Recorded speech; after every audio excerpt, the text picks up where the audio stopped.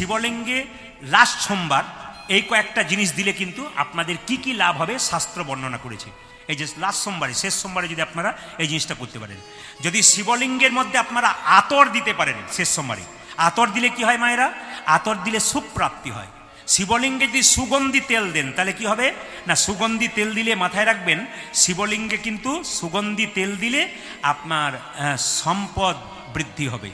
আর তৃতীয় কি, যদি আপনি শিবলিঙ্গে চন্দন দেন তাহলে আপনার কি হবে, সমাজে প্রভাব প্রতিপত্তি বাড়বে, সম্মানটা বাড়বে।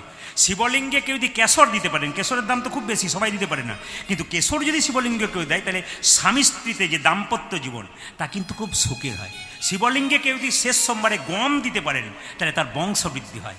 আর শিবলিঙ্গে শেষ সোমবারে কেউ যদি চাল দিতে পারেন তাহলে আপনার কি হয়, সুখ এবং সমৃদ্ধি এবং সম্পদ বৃদ্ধি পায়। বলুন, এই শেষ সোমবারে কিন্তু ব্রত আপনাদের যারা প্রতিদিন ব্রত পালন করছেন প্রতি সোমবার, শেষ সোমবার কিন্তু ব্রত আপনারা করবেন। শেষ সোমবার ব্রত করলে কি হয়, একটা ছোট্ট প্রমাণ বলছে, দক্ষ রাজার সঙ্গে বিয়ে হয়েছিল প্রসূতি আর দক্ষ রাজার 16টা কন্যা, তার মধ্যে ছোট কন্যার নাম হচ্ছে সতী। ভালো করে শুনবেন, এই সতী কিন্তু ছোটবেলাতে শিব ভক্ত ছিল, তো বাগানে গিয়ে বান্ধবীদের সঙ্গে শিবলিঙ্গ তৈরি করে ওই প্রত্যেক দিন পুজো করতো। নারদ মুনি এই পথ দিয়ে পেরোতে পেরোতে সতীকে বলল, তুমি কি করছো? বলে, আমি শিবের পুজো করছি। কি চাও? বলে, শিবকে পুজো করে আমি শিবকে পতিরূপে পেতে চাই। তখন নারদমুনি বুদ্ধি দিয়েছিল যে শ্রাবণ মাসের যে প্রতি সোমবার আসছে, ওই সোমবারে ব্রত করে তুমি যদি শিবলিঙ্গে জল ঢালতে পারো এবং উপবাস থাকতে পারো বা ফলমূল খেয়ে থাকতে পারো তাহলে কিন্তু তুমি পতিরূপে পাবে। সত্যি একদিন শিব সন্তুষ্ট হয়ে বললো, তুমি কি চাও সতী? বলে, আমি তোমাকে পতিরূপে পেতে চাই। তাহলে আপনারা যে সোমবার শেষ সোমবার ব্রত করবেন, মাথায় রাখবেন এই শেষ সোমবার বা প্রতি সোমবার করছেন, শেষ সোমবারে তো করবেই, তো মাথায় রাখতে হবে যে ওই দিন ব্রত করে কিন্তু আপনারা বলবেন, সতী তো পতির জন্য করেছিল, আমাদের তো পতি আছে, তাহলে আমরা কি করব? না না, আপনারা পতির মঙ্গলের জন্যে, সন্তানের মঙ্গলের জন্যে, পরিবারের মঙ্গলের জন্যে সকলে কিন্তু শিবলিঙ্গে জল ঢালবেন। এই যে আপনারা শিবরাত্রি শিবকে জল ঢালছেন মায়েরা, সবাই লক্ষ্য করবেন, শিবকে যখন জল ঢালবেন তখন উত্তর দিকে মুখ করে জল ঢালতে হয়। এতদিন জল ঢেলেই যাচ্ছেন, আপনারা মনে মনে ভাবছেন খালি সোমবার সোমবার জল ঢালতে হয়, এ ভুল ধারণা। পারলে আপনারা প্রতিদিন বাড়িতে শিব থাকলে, শিবলিঙ্গ থাকলে আপনারা প্রতিদিন জল ঢালুন, এটা কিন্তু মাথায় রাখতে হবে, প্রতিদিন আপনাদের জল ঢালতে হবে। আর যদি সুযোগ না থাকে তাহলে সোমবার সোমবার জল ঢালবেন। এবার লক্ষ্য করুন, শিবকে বেলপাতা দেবেন, তো শিবকে বেলপাতা দিলে সোনা পরানোর সমান হয়ে যায়, সোনার চাইতে দামি। শিবের বেলপাতা হচ্ছে সোনার চাইতে দামি। আপনি যা দেবেন তাতেই শিব সন্তুষ্ট। শুকনো বেলপাতা দেবেন তাতেও, কচি বেলপাতা দেবেন তাতেও, কিন্তু বেলপাতা যদি আপনি গোটা দেন তাহলে মাথায় রাখবেন বেলপাতার যে ডাঁটটা আছে না, ওটা ভেঙে দেবেন। ডাঁট সহ শিবলিঙ্গে যদি কেউ দেয় তবে কিন্তু শিবের অঙ্গে নাকি বজ্রের মতো আঘাত হয়। এই জন্য ভুল করো, শিবকে যখন বেলপাতা দেবেন ডাঁটটা কিন্তু ভেঙে দেবেন, পাতার ডাঁটটা। দ্বিতীয়ত সবাই লক্ষ্য করুন, আপনারা যদি উজ্জয়িনীতে যান তাহলে দেখবেন ওখানে একটা শিবের মন্দির আছে, ওইখানে কিন্তু দেখবেন শিবকে ভাং মাখানো হয়। আমাদের একটা মিসআন্ডারস্ট্যান্ডিং আছে, মানে ভুল চিন্তাভাবনা আছে, কি বলুন তো, যে শিব বোধহয় গাঁজা খায়। না না, শিব যে ওই যে নীলকণ্ঠ মানে বিষ পান করেছিল তার জন্য শরীরে প্রচণ্ড জ্বালা। আপনার উজ্জয়িনীতে গেলে দেখবেন ওকে শিবকে কিন্তু কি করে জানেন, ভাং দিয়ে গোটা শরীরটা, মানে শিবলিঙ্গে ভাং দিয়ে ভাং লেপে দেওয়া হয়। ওই জন্য যদি আপনারা ভাং লেপে দিতে পারেন শিবলিঙ্গে, আপনাদের দোষ নেই, কেন শিবের অনেক যন্ত্রণা কষ্ট রক্ষা হয়, মানে বিষ ধারণের জন্য। এবার তৃতীয় কথা শুনবেন, আপনারা যে ওই বেলপাতা তোলেন, কি দিন বেলপাতা তুলতে পাবেন না, যে কোনো দিন যে কোনো দিন বেলপাতা তোলার নিয়ম নয়। এই যে সোমবার সোমবার ব্রত করছেন, সোমবার দিন বেলপাতা তোলার নিয়ম নয়। কিন্তু কি বার তুলবেন না? সোমবার তুলবেন না, চতুর্থী দিনে তুলবেন না, অষ্টমীর দিনে তুলবেন না, নবমীর দিনে তুলবেন না। চতুর্থী, অষ্টমী, নবমী, অমাবস্যা, চতুর্দশী এবং সংক্রান্তি, এই কয়েকটা দিন কিন্তু কোনো মতেই বেলপাতা তুলতে নেই। পাতা কিন্তু আপনি জলে ভিজিয়ে রাখবেন, পরের দিন কিন্তু আপনি শিবকে দিতে পারবেন পাতা। কিন্তু মাথায় রাখবেন, ফুল কিন্তু শিবকে দেবেন বা যে কোনো দেবতাকে দেবেন, ফুল কিন্তু কোনো মতেই আপনারা জলে ভিজিয়ে দেবেন না।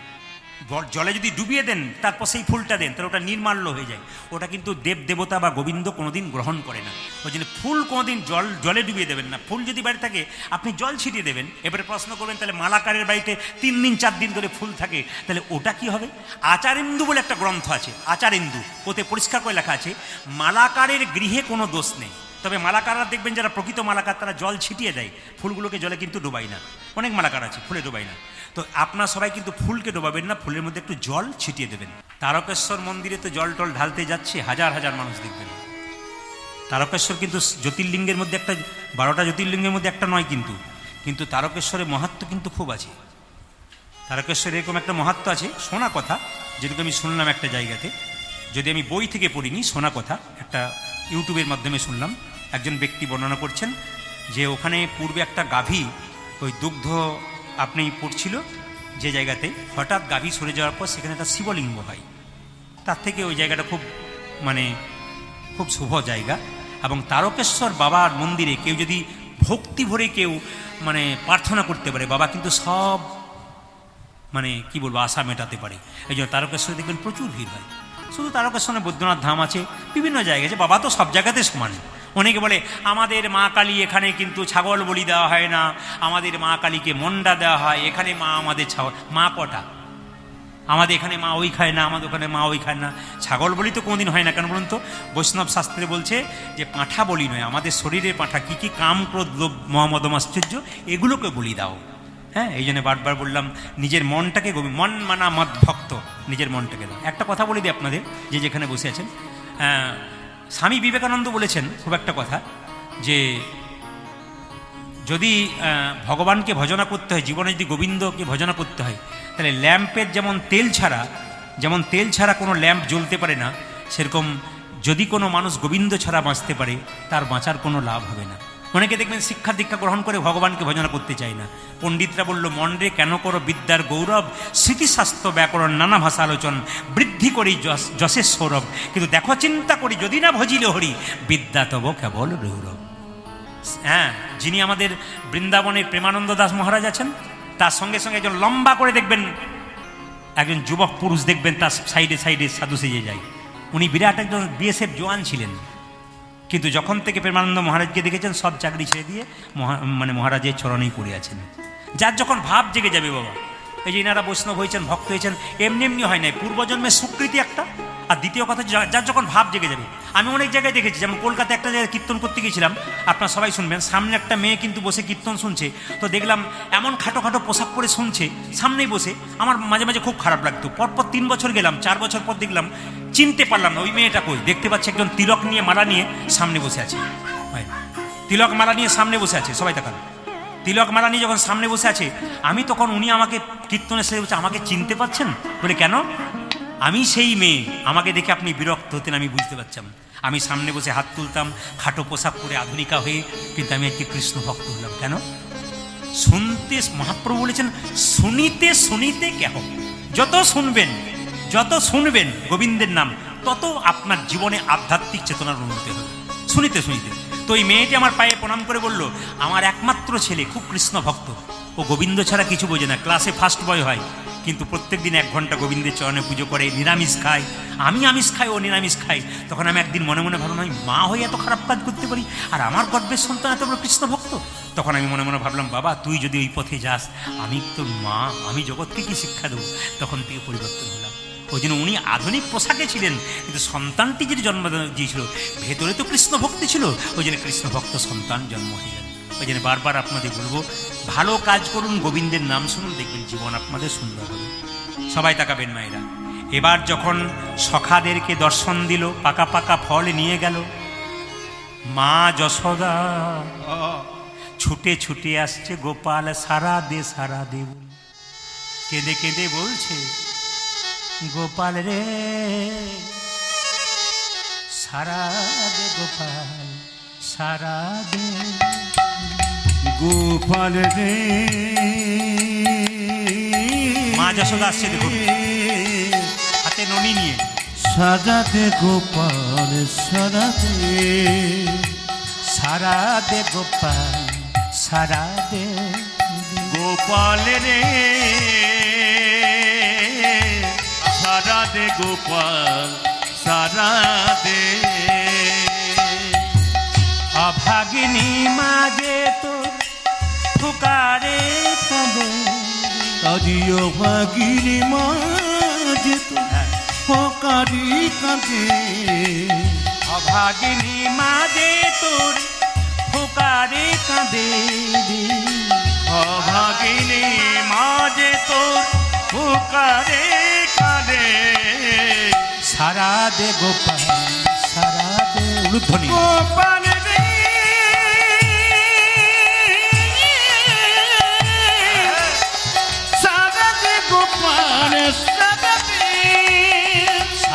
দে গোপাল সারা দে। ও গোপাল রে সারা দে গোপাল সারা দে। যে বাঁশি বাজিয়েছিলি বৃন্দাবনে, সে বাঁশি আবার বাজা সবার কানে। যে বাঁশি বাজিয়েছিলে বৃন্দাবনে, সে বাঁশি বাজাইব সবার কানে। যে বাঁশি বাজিয়েছিলি বৃন্দাবনে, সে বাঁশি আবার বাজা সবার কানে। যে বাঁশি বাজিয়েছিলি বৃন্দাবনে, সে বাঁশি আবার বাজা সবার কানে। সোনার ব্রজ আজ সোনার ব্রজ, সোনার ব্রজ সোনার ব্রজ হলো রে আধার, সারা দে গোপাল সারা দে দে। গোপাল রে সারা দে ধনী মায়েরা সারা দে গোপাল রে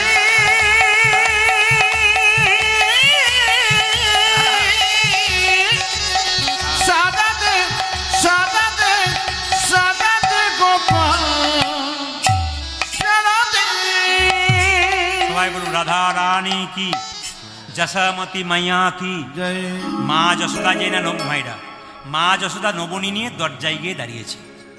আর দরজায় এদিকে তাকান, যখন নবনী নিয়ে যাচ্ছে তখন মায়ের খুব ভেতরে অহংকার হয়ে গেল, আমি রাজার মা, আমি রাজার মা। অহংকার, ভগবান সব সইতে পারে, অহংকার সইতে পারে না। মা তুমি আমার মা হতে পারো, তোমার মধ্যে যে অহংকার হয় তুমি জগৎকে কি শিক্ষা দেবে? আমি যে জগতের ঈশ্বর, আমি ভগবান, আমি তোমাকে এমন শিক্ষা দেব যে তোমার ভেতর থেকে অহংকার চলে যাবে। যখনই আমি রাজার মা বলে ছুটে গেছে, দাঁড়িয়ে সঙ্গে সঙ্গে বলে, এই ভিখারিনী কি জন্য এসেছিস?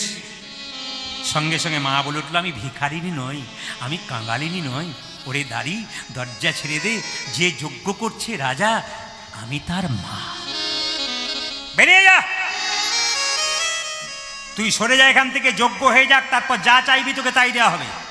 মায়েরা সবাই তাকাবে, তারপর তুই যা চাইবি তোকে তাই দেওয়া হবে। সেই না এই কথাটি বলেছে, সঙ্গে সঙ্গে দাঁড়ি, কৃষ্ণ যেমন আমার ছেলে, তুইও তো আমার ছেলে, তুই আমার সঙ্গে রসিকতা করছিস বোধ হয় নাকি? কিন্তু চোর শোনে না ধর্মের, জোরে বলে, চোর শোনে না ধর্মের কাহিনী।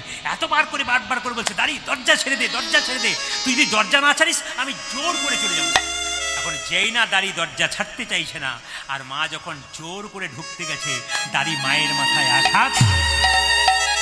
মা কেঁদে কেঁদে বলছে, গোপাল রে গোপাল রে গোপাল, দেখ বাবা নবনী এনেছিল, দাঁড়ি আমার মাথায় আঘাত করেছে,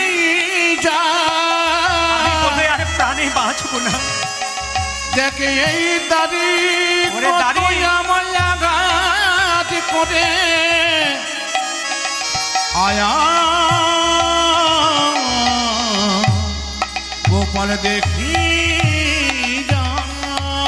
মা যখন গোপাল গোপাল বলে কাঁদছে, তখন ভগবান শ্রীকৃষ্ণ যজ্ঞকুণ্ডে বসে আছে।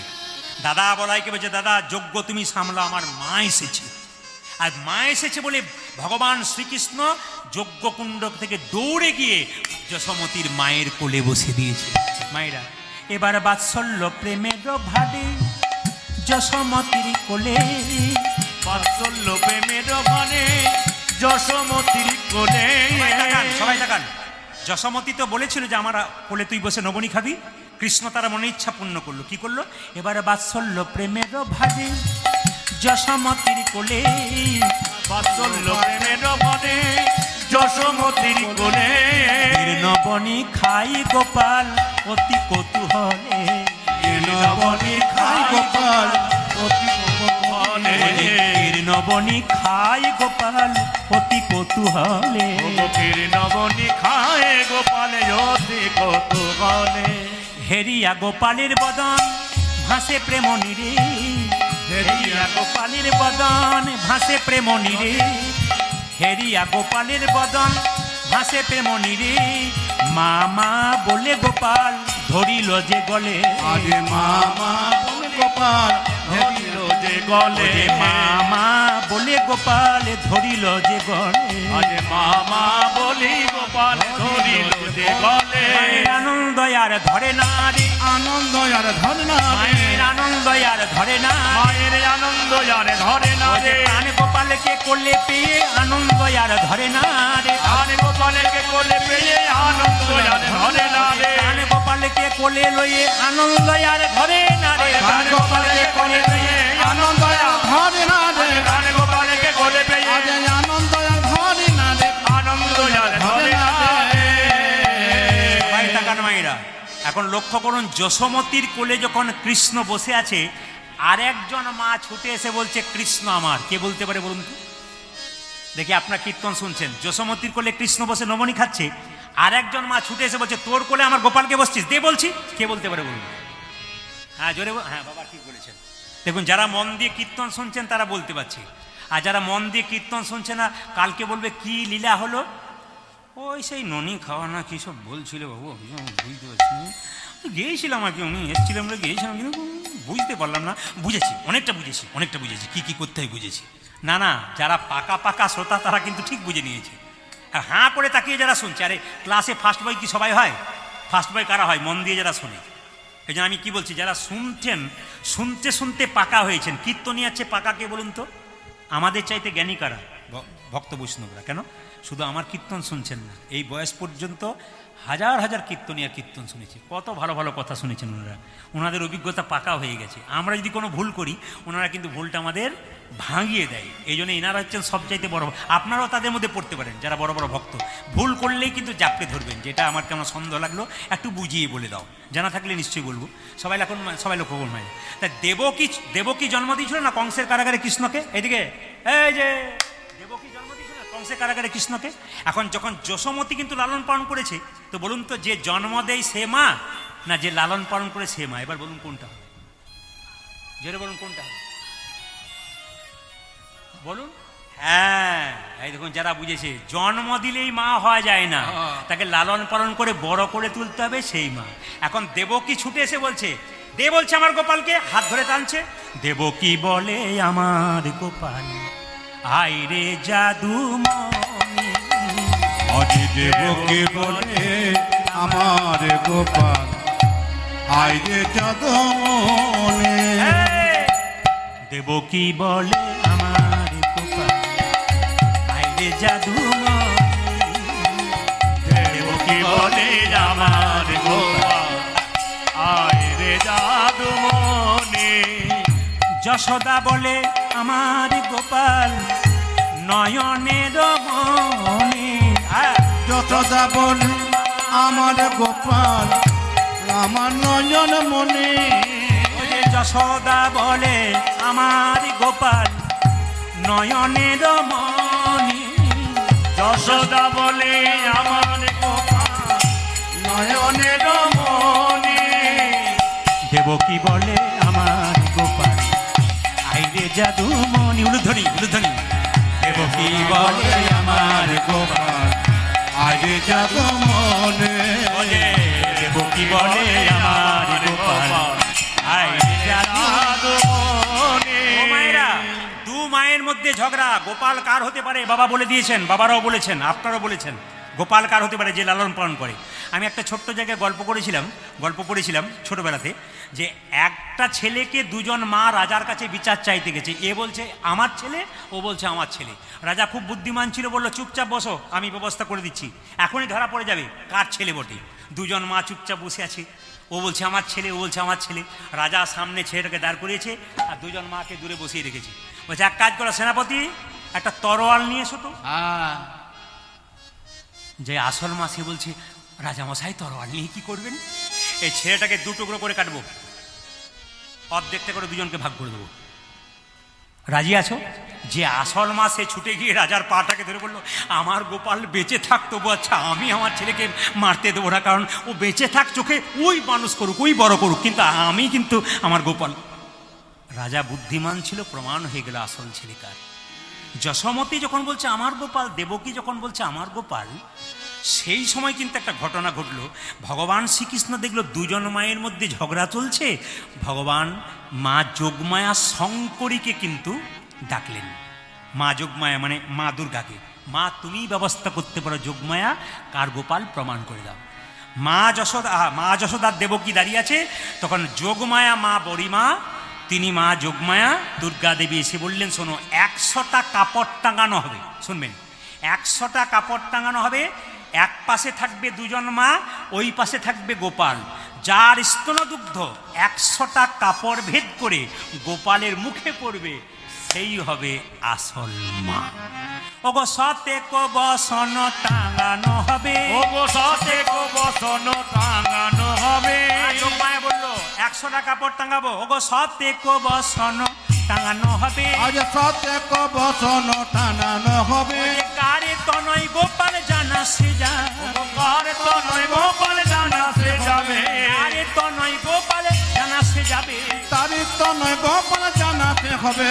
আখর দেখুন, কারো তনয়, কারো তনয়, কারো তনয়, কারো তনয়, কারে তনয়, কারে তনয়, কারো তনয়, আজ কারে তনয়, কারে তনয়, কারো তনয়। গোপাল কারো নয়, কার তনয়, যেই ডাকে তারি হয়, কারো তনয়, কারো তনয়। আজ যেই ডাকে তারি হয়, কারো তনয়, কারো তনয়। পরীক্ষা হবে গো, পরীক্ষা হবে গো, আজ পরীক্ষা হবে গো, পরীক্ষা হবে ও গো। যে কারে তনয় গোপাল পরীক্ষা হবে গো। আজ কারে তনয় গোপাল পরীক্ষা হবে গো।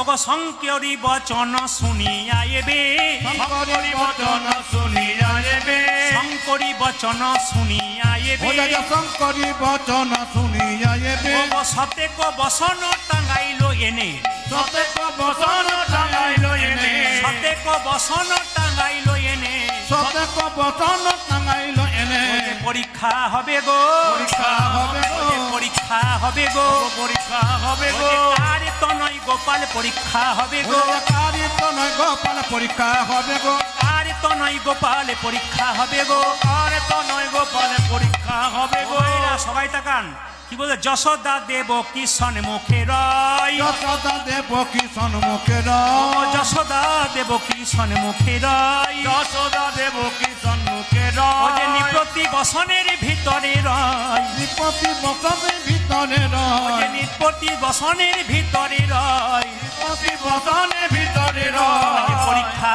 হবে গো, পরীক্ষা হবে গো, আজ পরীক্ষা হবে গো, পরীক্ষা হবে ও গো। যে কার তনয় গোপাল পরীক্ষা হবে গো। কারে তনয় গোপাল পরীক্ষা হবে গো। নারদ মুনি নিমন্ত্রণ পত্র দেবে বলে কৃষ্ণকে বলল, তুমি নিমন্ত্রণ পত্র লিখতে শুরু করো। আচ্ছা, যদি বাড়িতে অনুষ্ঠান হয়, প্রথম নিমন্ত্রণ পত্র কাকে দেবেন? এদিকে এদিকে দেখি, কীর্তন তো শুনছেন বহুদিন ধরে। বাড়িতে কোনো অনুষ্ঠান হলে প্রথম নিমন্ত্রণ পত্র কাকে দিতে হয়? জোরে বলুন, কাকে দিতে হয়? বাড়িতে কোনো অনুষ্ঠান হলে প্রথম নিমন্ত্রণ পত্র কাছে গিয়ে না দিয়ে গেলেও এখন ফোনের মাধ্যমে নিজের নিজ গুরুদেবকে দিতে হয়। এটা কিন্তু মাথায় রাখবেন। এই যে বাড়িতে অনুষ্ঠান হচ্ছে, এই নিমন্ত্রণ পত্র প্রথম কিন্তু নিজ নিজ গুরুকে প্রথমে দিতে হয়। আর যদি কোনো নামযজ্ঞ করে, যেমন বাপি সবাইকে মিলে যে নামযজ্ঞ করে, তখন কিন্তু ওই যজ্ঞের নিমন্ত্রণ পত্র প্রথমে শিবকে দিতে হয়। কারণ সবাই জানেন যে শিবের শ্বশুর মশাইয়ের নাম দক্ষ রাজা, আর দক্ষ রাজা শিবকে নিমন্ত্রণ করেনি বলে স্ত্রী সতী আগুনে ঝাঁপ দিয়েছিল। দেখুন, লক্ষ্য করুন, স্বামীকে অপমান কিন্তু কেউ সহ্য করবে না। বাবা যদি আপনার স্বামীকে অপমান করে, যদি সতী নারী হয়, তাহলে কিন্তু বাবাকেও ছাড়বে না। কেন বলুন তো?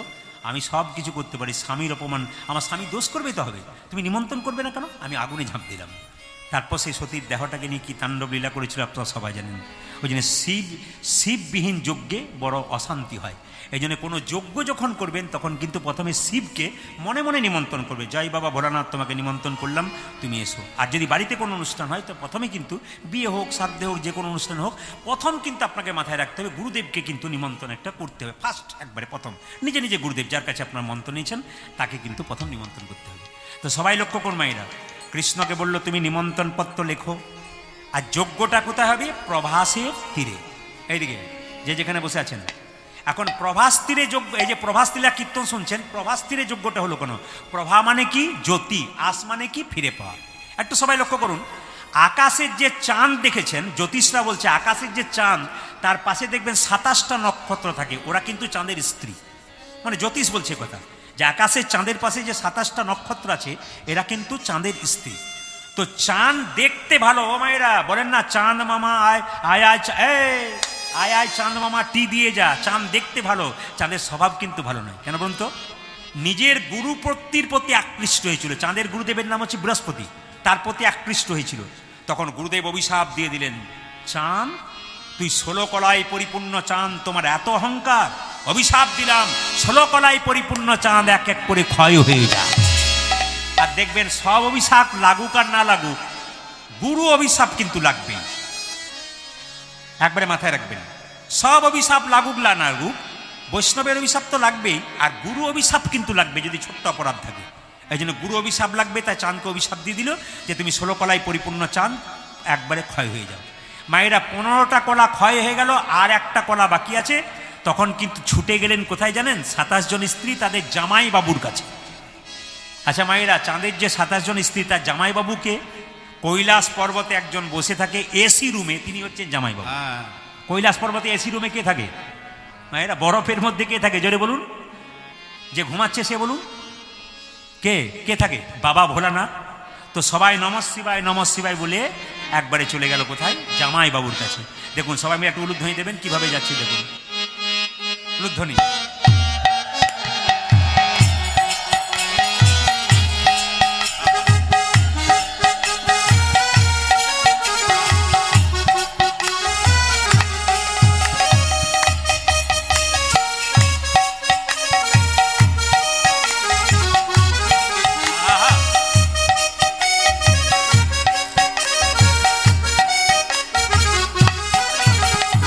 নমঃ শিবায় ওম নমঃ শিবায়, নমঃ শিবায় ওম নমঃ শিবায়। উলুধ্বনি। নমঃ শিবায় ওম নমঃ শিবায়, নমঃ শিবায় ওম নমঃ শিবায়, নমঃ শিবায় ওম নমঃ শিবায়, নমঃ শিবায় ওম নমঃ শিবায়, নমঃ শিবায় নমঃ শিবায়, নমঃ শিবায় ওম।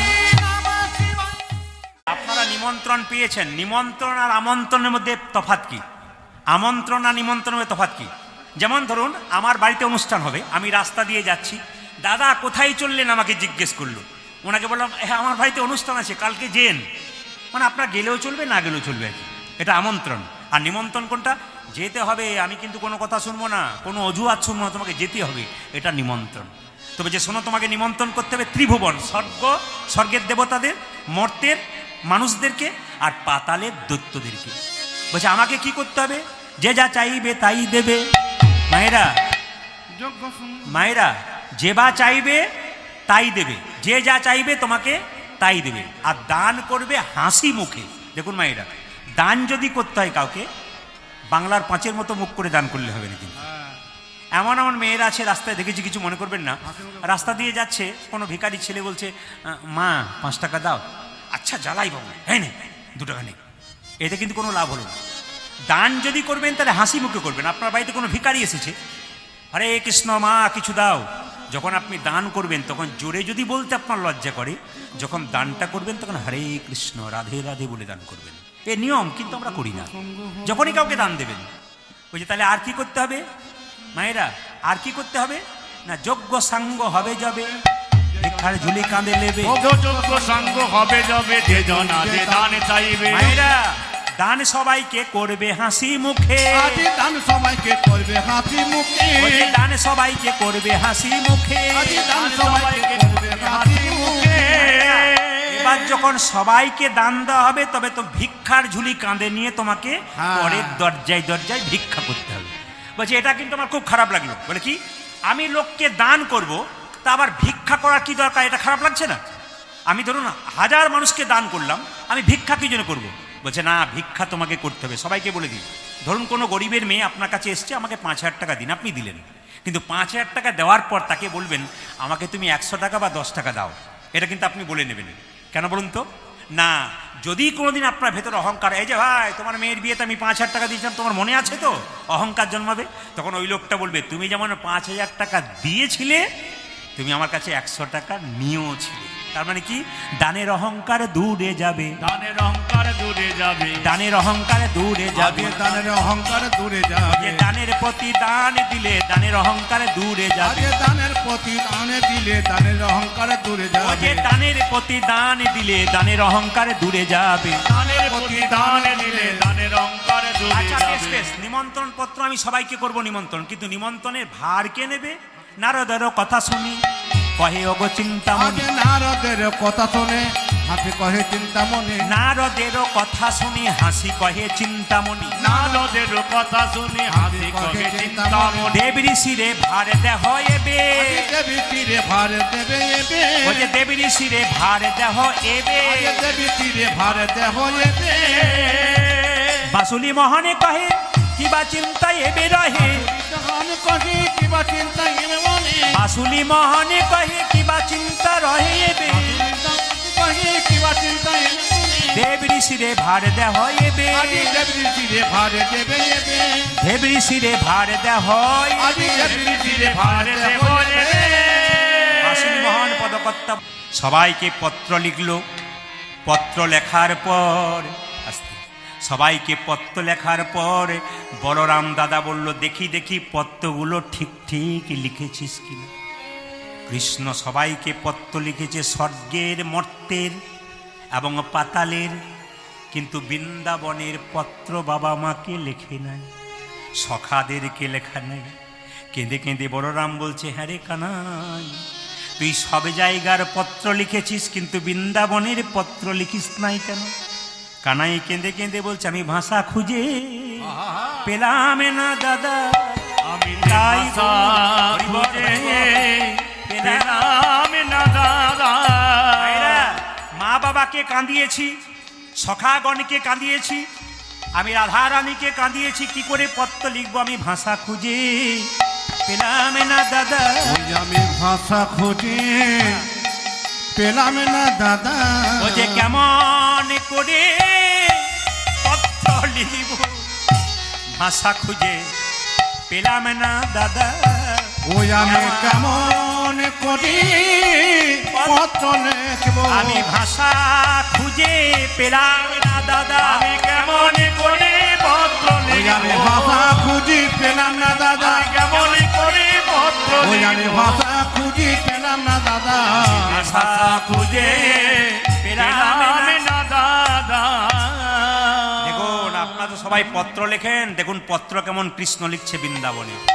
প্রথমে লিখছে মা, আস্তে আস্তে শব্দ নয়, প্রথমে লিখছে মা যশোদাকে, কেমন পত্র লিখছে দেখুন, মা গো আমি তোমার ননি চোরা, কতদিন তোমার হাতে ননি খাই। এই যে এই যে এই যে এই যে আমি আগে বলেছি কান ঠিক রাখবেন, লাভ আছে।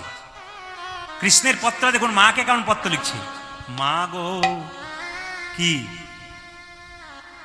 আমি কতদিন তোমার হাতে ননি খাই নাই, আমি প্রভাস ক্ষেত্রে যজ্ঞ করব, মা তুমি নবনীর হাঁড়ি নিয়ে এসো, তোমার কোলে বসে বসে নবনী খাবো, আর তোমার গলা জড়িয়ে ধরে একবার মা মা বলে কাঁদি, ইতি তোমার গোপাল মা। দেখুন কার সঙ্গে কার পত্র হলো, এইদিকে মায়েরা কার পত্র হলো জোরে বলুন, বাবার না মায়ের? জোরে বলুন কার হলো, ইশারা করার আগে এদিকে তাকাবেন, কার হলো? মায়েরা কাকে পত্র লেখালো প্রথম? হ্যাঁ জোরে বলবেন কাকে, বাচ্চারা বলতে পারে মাকে। দ্বিতীয় পত্র কাকে লিখছে? পিতানন্দকে।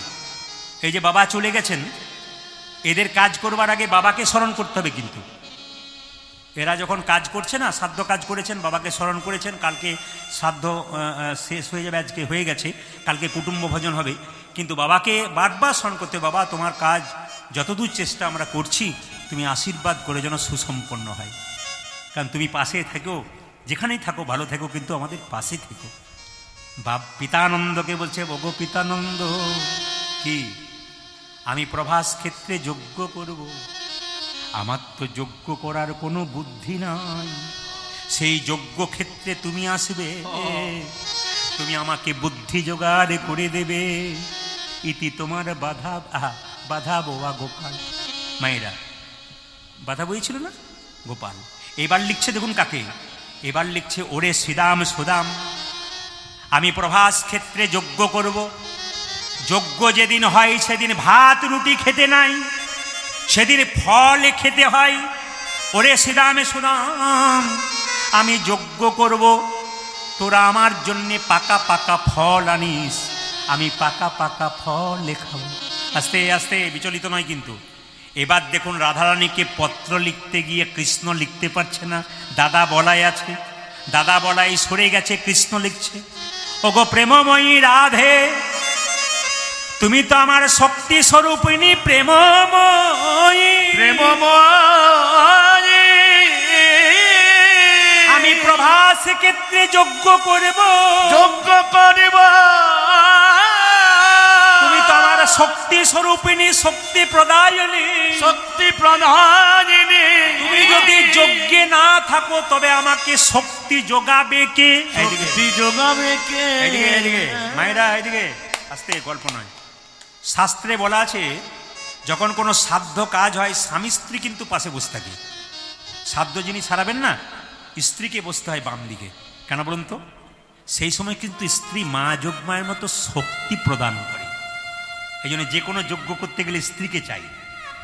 এইদিকে মায়েরা, যে কোনো যজ্ঞ করতে গেলে স্ত্রীকে পাশে চাই, স্ত্রী শক্তি যোগায়। কারণ আমার মনে হয় আমার স্ত্রী পাশে আছে মানে সে আমার শক্তি যোগাচ্ছে। রাধারানীকে বললো তুমি তো আমার শক্তি জোগাড় করবে। সবাই লক্ষ্য করুন মায়েরা, পত্রটা কে নিয়ে যাবে? নারদ মুনি। মায়েরা, নারদে আনন্দ ধরছে না, আমি পত্র দেবো, স্বর্গ মর্ত পাতাল পত্র দিতে যাবো। মায়েরা, নারদ কি করলো? সবাই লক্ষ্য করুন, পত্র পেয়ে নারদ মুনি কৈলাসেতে গেল, পত্র পেয়ে নারদ মুনি কৈলাসেতে গেল, পত্র পেয়ে নারদ মুনি কৈলাসেতে গেল।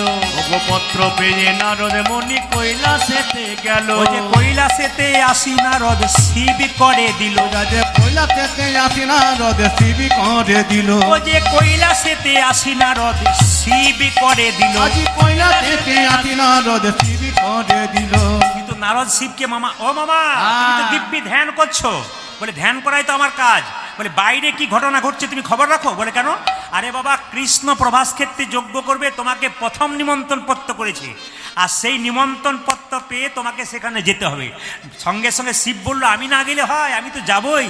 মায়েরা, পত্র কি হলো? পত্র পেয়ে শিব ভোলানাথ কি হলো? পত্র পেয়ে ভোলানাথ আনন্দে মগন, পত্র পেয়ে ভোলানাথে আনন্দে মগন, পত্র পেয়ে ভোলানাথ আনন্দে মগন। যে পত্র পেয়ে ভোলানাথ আনন্দে মগন। ও যে বম বমে বলে ভোলা করয়ে নর্তন, ও বম বমে বলি ভোলা করয়ে ও নর্তন। যে বম বমে বলে ভোলা করয়ে নর্তন। যদি বম বমে করে না আনন্দে নর্তন। ও যে আনন্দ ধরে না, আনন্দ ধরে না, আনন্দ ধরে ও না। যে আনন্দ আর ধরে না। প্রভাস যজ্ঞে যাবে বলে আনন্দ ধরে না, প্রভাস যজ্ঞে যাবে বলে আনন্দ ধরে না। প্রভাস যজ্ঞে যাবে বলে হরি হরি হরি বলে, প্রভাস যজ্ঞে যাবে আজ হরি হরি হরি বলে, প্রভাস যজ্ঞে যাবে আজ হরি হরি হরি বলে, প্রভাস যজ্ঞে যাবে আজ হরি হরি হরি বলে, প্রভাস যজ্ঞে যাবে আজ হরি হরি হরি বলে আনন্দ আর ধরে না। প্রভাস যজ্ঞে যাবে বলে আনন্দিত মন। আজ প্রভাস যজ্ঞে যাবে বলে আনন্দিত মন। ও মা, প্রভাস যজ্ঞে যাবে বলে আনন্দ, তার স্বর্গ মর্ত পাতাল সব জায়গায় নিমন্ত্রণ হলো, কিন্তু মর্তে যখন নিমন্ত্রণ করতে এলো তখন দেখলো মর্তের মধ্যে শোকের ছায়া পড়েছে। এই যে তাকাবেন, দেখছে শ্রীরাম কৃষ্ণের ছবিটা এঁকেছে কিন্তু চরণ দুটো আঁকে নাই। দেখে শ্রীরাম সখা পটেতে আঁকা সদাই মূরতি, পূজা যে শ্রীরাম সখা পটেতে জাগা সদাই মূরতি ঘেরে। বাবা, এই যে তাকান, ছেলেদের এইটাই হয়, বাবার ছবির দিকে বা মায়ের ছবির দিকে তাকিয়ে চোখের জল চলে আসে। আমার বাড়িতে বাবা মায়ের ছবি থাকে তো, তা আমি যখন কোথাও কোনো গানে বেরোই বা কোনো অনুষ্ঠানে বেরোই তখন একবার তাকাই, কিংবা বাড়িতে বসে থাকলে হঠাৎ চিন্তা করতে করতে বাবার ছবিটার দিকে তাকাতে তাকাতে আমার মনে পড়ে যায় যে আমার বাবা আমার জন্য কি করেছিল। আমি যখন মাধ্যমিক পরীক্ষা দেব তখন আমার সাইকেলের ব্যবস্থা ছিল। তো আমার বাবা আমাকে বাস ধরাতে গিয়েছিল 1 বস্তা বই নিয়ে সাইকেলে। তো বইয়ের মানে ব্যাগটা সাইকেলটা সহ বাবার পায়ে পড়ে গিয়েছিল। তো বাবার পা থেকে গর্ব করে রক্ত বেরোচ্ছিল। তো বাবা সেদিন আমাকে বলেছিল, মাধ্যমিক পরীক্ষা দিবি কিন্তু আমার পায়ের রক্তটাকে লক্ষ্য করে দিবি। অনেকটা দূর হেঁটে বাস ধরতে যেতে হয়, তো পাটা কেটে গিয়েছিল, সেই লক্ষ্য করেছিলাম। বাবা আমাকে পা থেকে রক্ত বেরিয়েছে তবু সাইকেলটা নিয়ে যাচ্ছে, আমাকে চালাতে দিচ্ছে না, ঠেলে ঠেলে নিয়ে যাচ্ছে। আমাদের বাড়িতে মনসার মন্দির আছে, তো প্রত্যেক দিন বাবা প্রণাম করতো, তখন আমি বাবার পেছনে দাঁড়িয়ে থাকতাম। বাবা খালি কেঁদে কেঁদে বলতো মাকে, মা আমার একটিমাত্র প্রদীপ যেন জগতে সবাই আমার প্রদীপকে চিনতে পারে। প্রতিদিন মন্দিরে একই কথা বাবা বলতো। আমি পেছন থেকে, আমি তখন মনে করি আজকে যে এই জায়গাতে আমি এসেছি গৌর গোবিন্দের কৃপায়। প্রত্যেকটি জেলায় জেলায়, রাজ্যে রাজ্যে বিদেশ থেকে প্রচুর চাপ দেয়, যেমন বাংলাদেশ থেকে প্রচুর চাপ দিয়েছে। অবস্থা খারাপ আছে বলে আমি বাংলাদেশটাকে এখন একটু যেতে চাইছি না, কারণ প্রচুর মানুষ এখনো পর্যন্ত বলে বাংলাদেশের মানুষ আপনি এখানে আসুন, 50,000 ভক্ত দেবো আপনাকে। এত ভক্ত পাগল হয়ে আছে, আপনি একবার আসুন। বিশেষ কারণে এখন পরিস্থিতি অনুযায়ী আমি যাই না। এবছর 4টা জায়গায় কথা দিয়ে ফেলেছি, তবু শেষ পর্যন্ত কি করতে পারবো আমি বলতে পারছি না। তো আপনাদের কাছে নিবেদন, এই জায়গাটি আমার বাবার আশীর্বাদ, আমার মায়ের আশীর্বাদ। আমি যখন প্রথম কীর্তন শিখতাম, রাত্রিবেলায় রিহার্সাল হতো, তো আমার মা বসে থাকতো চুপচাপ। রিহার্সাল 12টা 1টা পর্যন্ত হতো, ঠান্ডার দিনে মা ঠান্ডায় বসে থাকতো। তো আমি বলতাম, মা তুমি শুয়ে দাও, আমাদের কীর্তনটা শেষ হোক, তারপর খেতে দেবে। না না, হোক হোক, কীর্তনটা হোক, করে নে, সব কিছু করে নে, তারপর। ইনি মা আর ইনি বাবা, যিনি অকাতরে সন্তানের জন্য বিলিয়ে দেয়। এই জন্য তাদের জন্য মাঝে মাঝে একটু যখন ছবিটা দেখবেন একটু চোখের জল ফেলবেন। বাবা তুমি আমাদের জন্য এত করেছো। দেখে শ্রীরাম সখা পটেতে আঁকা সদাই মূর্তি,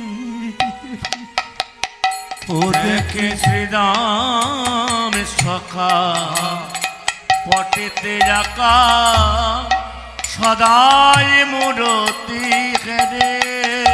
পাকা পাকা ফল লইয়া বলে কানাই খারে খাবে। পাকা পাকা ফল লইয়া করে কানাই খারে খারে।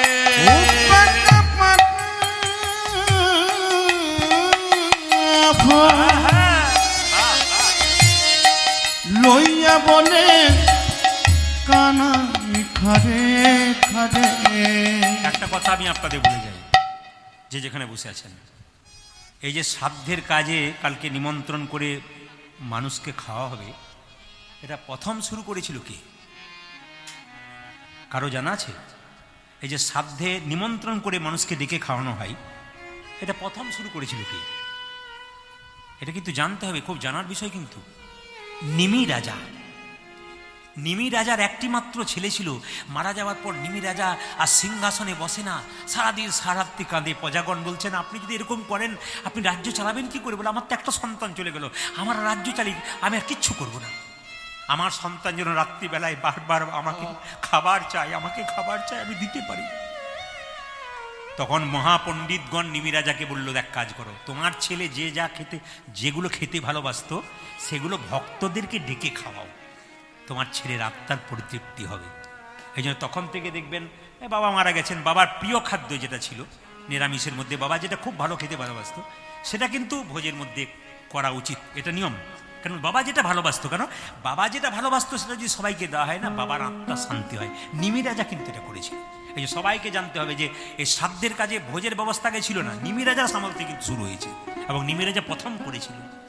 তাহলে শ্রীরাম কি করেছে? মা কৃষ্ণের ছবিটা এঁকেছে, কিন্তু কৃষ্ণের চরণ দুটো আঁক নাই কেন? যদি কৃষ্ণ চরণে পেয়ে আবার চলে যায়, আবার দেখতে পাচ্ছে নন্দ পিতা জেলেছে চিতা প্রাণেতে জীবার করে।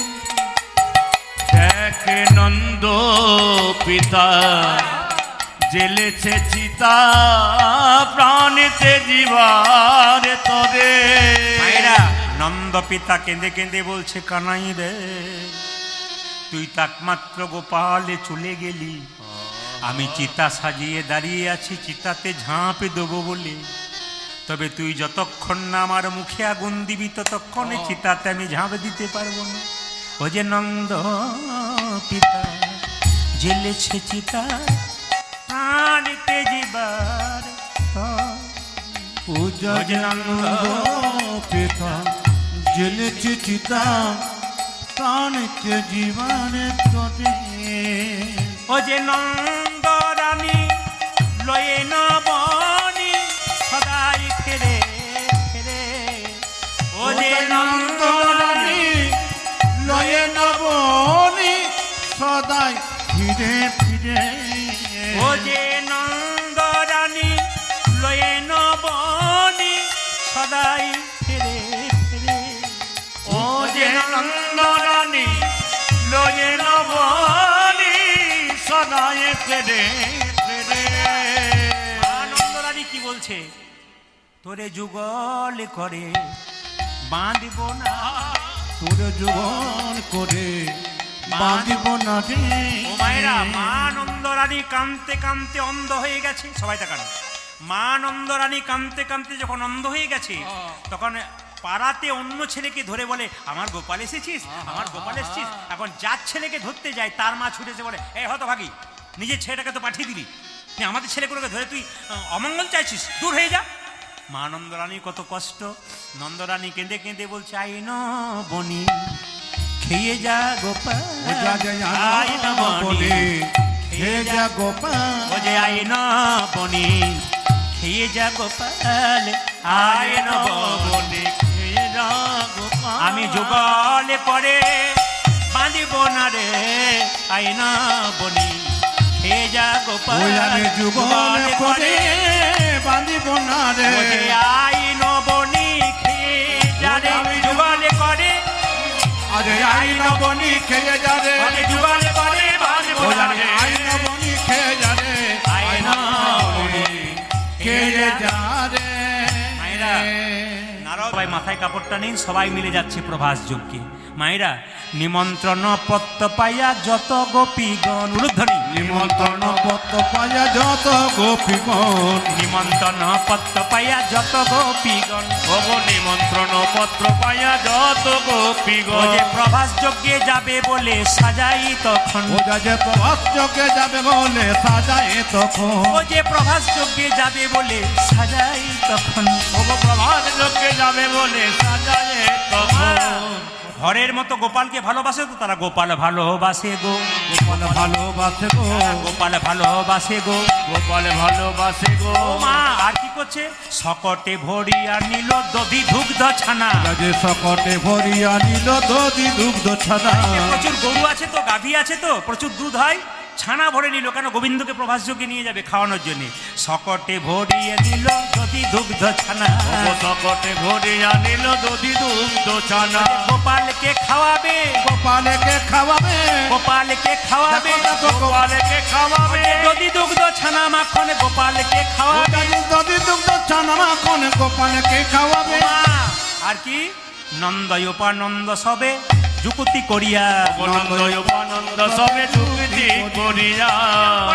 দাঁড়িয়ে থাকলে হবে না, হ্যাঁ। একটা যুক্তি করি। হ্যাঁ, যুক্তি সেই করি। যুক্তিটা কি জানো?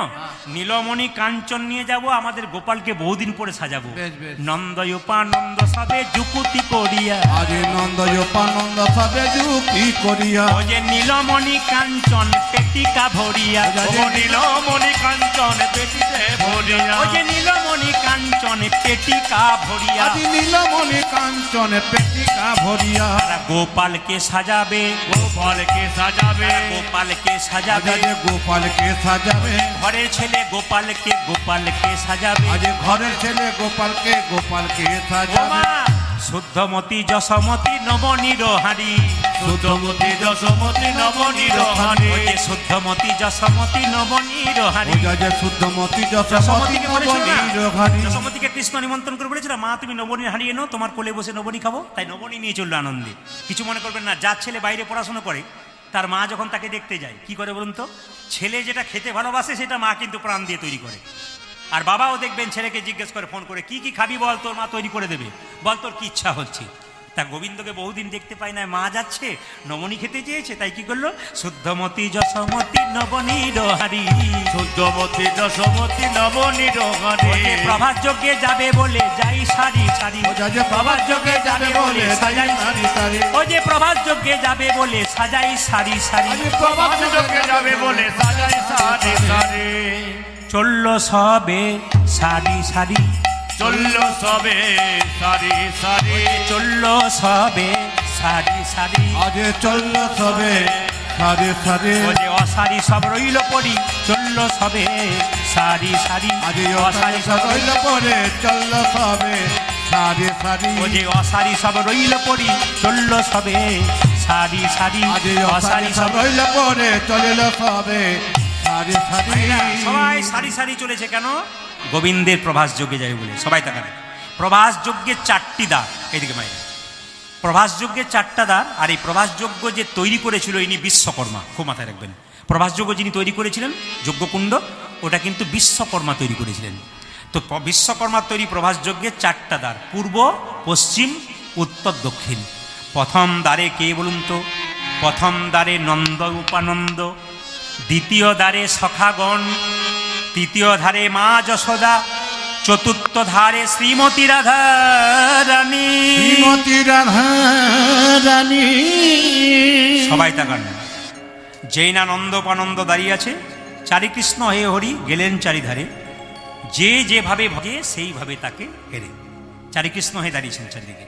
সবাই তাকান, নন্দপানন্দ দর্শন করলো, কিছুক্ষণ পরে সখারা সব বলছে জয় কানাইয়া লাল কি, জয় কানাইয়া লাল কি, হাতে ঘোড়া পালকি, জয় কানাইয়া লাল কি, হাতে ঘোড়া পালকি, জয় কানাইয়া লাল কি। হাতে ঘোড়া পালকি। আচ্ছা, আপনাদের একটু বলতে হবে কিন্তু, আপনারা সবাই বলবেন হাতি ঘোড়া পালকি, আমি বলবো জয় কানাইয়া লাল কি, এরা বলবে না। বলুন জয় কানাইয়া লাল কি, বাজাইও না, দেখি এরকম বলে জয় কানাইয়া লাল কি।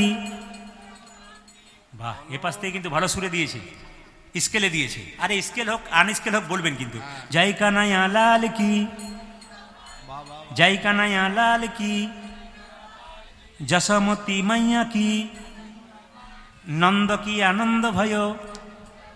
বাবা বলুন, এবারে বলুন বাজানোর সঙ্গে সঙ্গে, জয় কানাইয়া লাল কি, ঘোড়া পালকি, জয় কানাইয়া লাল কি, হাতে ঘোড়া পালকি, জয় কানাইয়া লাল কি। হাতে ঘোড়া পালকি। মায়েরা, তাহলে সখাগণ কি নিয়ে গিয়েছিল দেখুন, কীর্তন তো শুনছেন, এবার বলুন তো শ্রীরাম সুদাম কি নিয়ে গেছিল, একজন বলুন কি নিয়ে গেছিল। যাক, আপনারা কীর্তন শুনছেন, না বললে বুঝতাম যে বুঝতে পারেন নাই, আপনারা বুঝতে পেরেছেন। কি নিয়ে গেল, ফল নিয়ে গেল। এ কানাইয়া, अरे तेरे लिए पक्के पक्के फल लाए हैं, अरे खा ले भाई, जल्दी खा ले।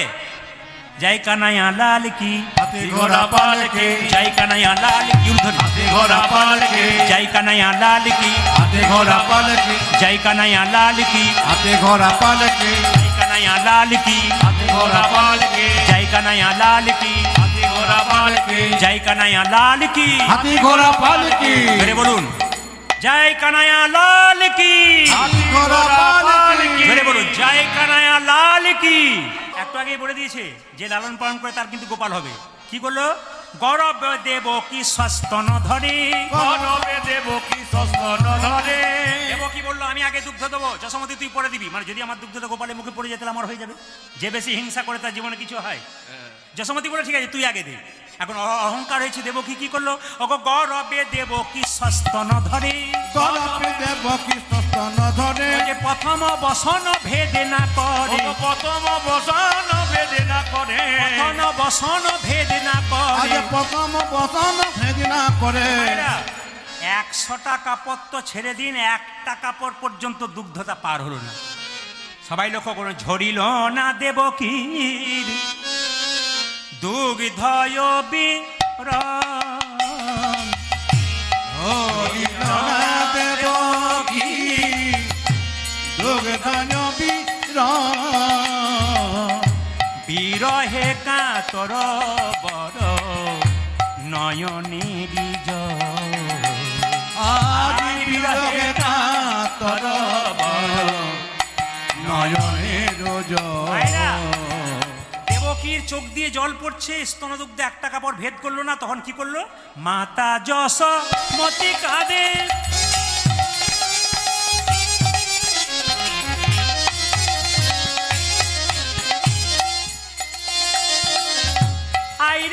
জাদুমণি তন দুগ্ধ ভেদ কইল শত বস্ত্র খান তন দুগ্ধ ভেদ কইল শত বস্ত্র খাইল গোপাল দুগ্ধ উদর পুরিয়া খাইল গোপাল দুগ্ধ উদর পুরিয়া খাইল গোপাল দুগ্ধ উদর পুরিয়া খাইল গোপাল দুগ্ধ উদয় পুরিয়া তন দুগ্ধে যজ্ঞ কুণ্ড যাইল ভাসিয়া তন দুগ্ধে যজ্ঞ কুণ্ড যাইল ভাসিয়া। ওরে দেবকী বলে আমার গোপাল আইরে জাদুমণি দেবকী বলে আমার গোপাল আইরে জাদুমণি দেবকী বলে আমার গোপাল আইরে জাদুমণি আরে গোপী বলে আমার গোপাল আইরে জাদুমণি। আপনারা তখন কীর্তন শুনলে আপনার যে একটা প্রশ্ন আছে, কিন্তু উত্তরটা আমি এখন দেবো না। কৃষ্ণ, আমরা সবাই কৃষ্ণ মন্ত্রে দীক্ষিত হয়েছি যারা বৈষ্ণব, আপনাদের উত্তর দিতে হবে যে কৃষ্ণ কোন মন্ত্রে দীক্ষিত হয়েছে। ভগবান কৃষ্ণ তো মন্ত্র নিয়েছিল, তো কৃষ্ণ কোন মন্ত্রে দীক্ষিত হয়েছে? আমরা সবাই কিন্তু কৃষ্ণ মন্ত্রে দীক্ষিত হয়েছে, কিন্তু কৃষ্ণ কোন মন্ত্রে দীক্ষিত হয়েছে? অনেকেই কিন্তু আমাকে প্রশ্ন করে যে বাবা আসরে বলেছেন উত্তরটা বলেন না, আমি একটু উত্তরটা বলে দেবো। কৃষ্ণ কিন্তু সবাই এখন মায়েরা উত্তরটা বলে দিয়ে টুক করে জেনে দেবেন, না বললে কিন্তু মনের মধ্যে উৎসুক থাকবে, কি বললো বুঝতে পারলাম না, শুনলে ভালো হয়। আমি আজকে বলেই যাই, ইউটিউবের মাধ্যমে শুনবে হাজার হাজার মানুষ। কৃষ্ণ কিন্তু মন্ত্র নিয়েছিল শিব মন্ত্র। আমরা সবাই কৃষ্ণ মন্ত্রে দীক্ষিত, কৃষ্ণ কিন্তু শিব মন্ত্রে দীক্ষিত হয়েছে। কোথায় লেখা আছে? রাধাতন্ত্র সার বলে একটি গ্রন্থে এই কথা লেখা আছে, কৃষ্ণ শিব মন্ত্রে দীক্ষিত হয়েছে। সঙ্গে সঙ্গে বলছে শোনো, তোমাদের যে রাজা তাকে বলো গা কি, এই যে মেয়েটা রয়েছে, ছিছি বলতে লজ্জা হয়, ছিছি বলতে লজ্জা হয়, ছিছি বলতে লজ্জা হয়, ছিছি বলতে লজ্জা হয়, ছিছি বলতে লজ্জা হয়, ছিছি বলতে লজ্জা হয়। বলবো এতগুলো মানুষের সামনে আর বলবো না, বলবো। দাঁড়িয়ে বলছে, অনেক মানুষ দাঁড়িয়ে আছে, সখীরা বলছে বলবো, ছি বলতে লজ্জা হয়, ছিছি বলতে লজ্জা হয়, ছিছি বলতে লজ্জা হয়। ছিছি বলতে লজ্জা হয়। তোমাদের রাজা ধরেছিল এই মেয়েটির পাই, তোমাদের রাজা ধরেছিল এই মেয়েটির পায়, তোমাদের রাজা ধরেছিল এই মেয়েটির পাই। তোমাদের রাজা ধরেছিল এই মেয়েটির মায়েরা। পায়। ছিছি রাজা কৃষ্ণচন্দ্র রাধারানীর পা ধরে নাই, কখন ধরেছিল? যখন মান করেছিল, তখন পা ধরে নেই মা। ছিছি বলতে লজ্জা হয়, ছিছি বলতে লজ্জা হয়, ছিছি বলতে লজ্জা হয়। ছিছি বলতে লজ্জা হয়। তোমাদের রাজা ধরেছিল এই মেয়েটির পাই, তোমাদের রাজা ধরেছিল এই মেয়েটির পায়, তোমাদের রাজা ধরেছিল এই মেয়েটির পাই। তোমাদের রাজা ধরেছিল এই মেয়েটির পায়। ছি বলতে লজ্জা হয়, ছি ছি বলতে লজ্জা হয়, ছি বলতে লজ্জা হয়, ছিছি বলতে লজ্জা হয়, ছি বলতে লজ্জা হয়। ছিছি বলতে লজ্জা হয়। মায়েরা, রাধারানীর সামনে কৃষ্ণ যখন, বেশ সবার কাছে নিবেদন রইল, যে যেখানে বসে আছেন, রাধারানী কেঁদে কেঁদে বলছে, আমি তো রাজা কৃষ্ণ দেখতে চাই না, আমি রাখালে কৃষ্ণ দেখতে চাই। কৃষ্ণ রাধারানীর মনের কথা জানতে পেরে যেই না রাখালে বেশে দেখা দিয়েছে, অমনি রাধারানী কৃষ্ণের পাশে গিয়ে দাঁড়িয়েছে। মায়েরা, যখনই রাধারানী কৃষ্ণের পাশে গিয়ে দাঁড়িয়েছে, এবার কিন্তু আলাদা ঘটনা ঘটলো। কেন বলুন তো? রুক্মিণী সত্যভামা বলছে, কৃষ্ণ আমার প্রতি, দেখিনি কৃষ্ণ আমার প্রতি না, আমার প্রতি, আরে আমাদের প্রতি, আমি রুক্মিণী সত্যভামা আমাদের প্রতি, তোমার প্রতি। এখন যেই না বলেছে রাধারানী আমার প্রতি আর রুক্মিণী সত্য, নারদমণি মনে মনে ভাবলো তো ঝগড়া শুরু হয়ে গেছে, তাহলে কি করা যায়? সবাই তাকালো, নারদের বুদ্ধিতে শুনুন। বলছে শোনো, যে যত দামি জিনিস এক পাশে দেবে আর কৃষ্ণকে এক পাশে দেবে, যদি তোমাদের দেওয়া দানটা কৃষ্ণের চাইতে ভারী হয়, তাহলে কৃষ্ণকে তোমরা পেয়ে যাবে। এখন রুক্মিণী সত্যভামা বাবার ঘর থেকে বিয়ের সময় বহু সোনাদানা পেয়েছিল, যত পেরেছে কৃষ্ণকে এক পাশে দাঁড়িপাল্লায় দিয়েছে, আর এক পাশে কিন্তু আমাদের সোনাদানা দিয়েছে। কিন্তু আশ্চর্যের ব্যাপার, সোনাদানা কিন্তু চাইতে কৃষ্ণ খুব উঁচুতেই রয়ে গেল। এখন কৃষ্ণ কোনো মতে হেললো না, সবাই লক্ষ্য করল, সোনাদানার প্রতি কৃষ্ণ হেললো না। নারদ মুনি কানে কানে বলল, ওগো রাধে, কৃষ্ণ একটা তুলসী পাতাতে সন্তুষ্ট হয়। বৈষ্ণবগণ জানেন, চোখের জলে ভেসে কেউ যদি একবার কৃষ্ণ কৃষ্ণ বলে গোবিন্দের চরণে দিতে পারে, হরিবল, গোবিন্দ প্রাণ গোবিন্দ বলে তার।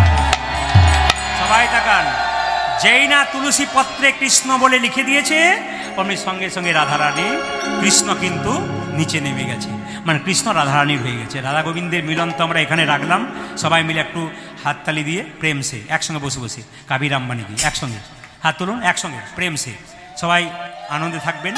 সবাই হাত তুলুন, হাত তুলুন সবাই মিলে। कभी राम बनेंगे कभी श्याम बनेंगे, चलिए आना प्रभु जी चलिए आना। ताली। कभी राम बनेंगे कभी राम बनेंगे, चलिए आना प्रभु जी चलिए आना। कभी राम बनेंगे कभी श्याम बनेंगे, चलिए आना